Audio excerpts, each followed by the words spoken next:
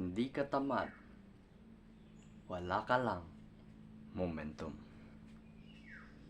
Wala kang momentum para mag-workout. Wala kang momentum para makipag-socialize. Wala kang momentum sa attractiveness.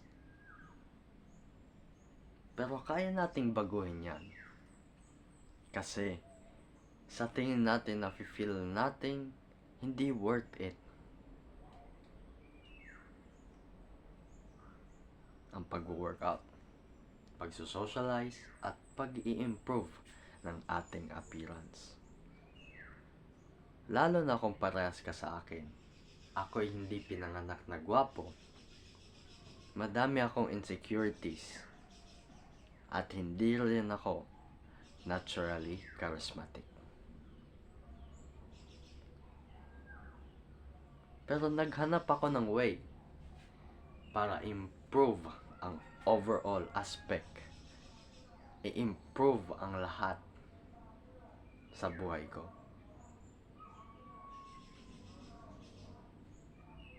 Kasi pagdating sa ating mga lalaki, kailangan lang natin ng momentum. Kasi sa momentum, mas napapadali nito ang mga ginagawa natin. So for example, pag-workout, sa una mahirap siya. Mahirap mag-push up kasi hindi mo kaya. Pero habang tumatagal, basta hindi ka nag-stop, hindi ka nag-quit, at patuloy-tuloy ka lang,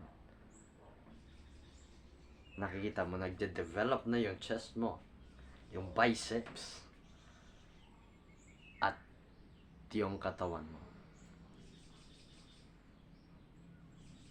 Kaya parang na-enjoy mo na mag-workout araw-araw.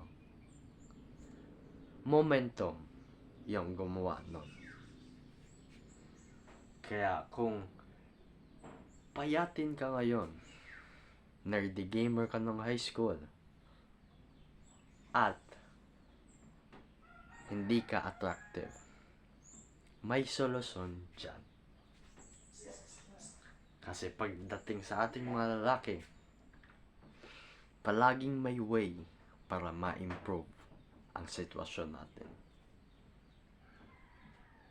Kaya kung gusto mong mag-improve ang overall aspects ng buhay mo, mag-start ka na mag-workout,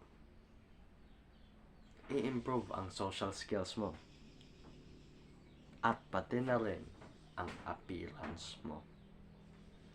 Kasi sa dulo, hindi tayo natatamad dahil tamad tayo bilang tao.